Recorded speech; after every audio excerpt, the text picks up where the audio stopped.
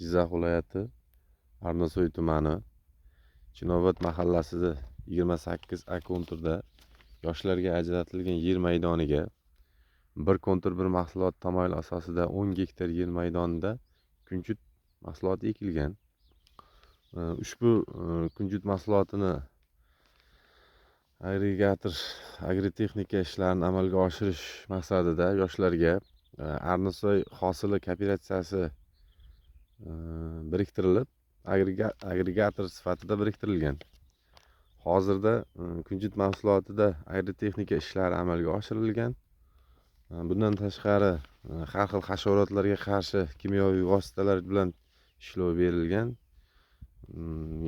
Yovvoyi begona o'tlardan tozalangan.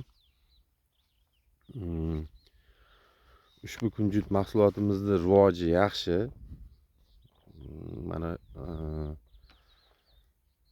bundan tashqari kelgusida ushbu yoshlarni yer maydonlarini kengaytirib, bundan da daromadli mahsulotlar ekish rejalashtirilgan.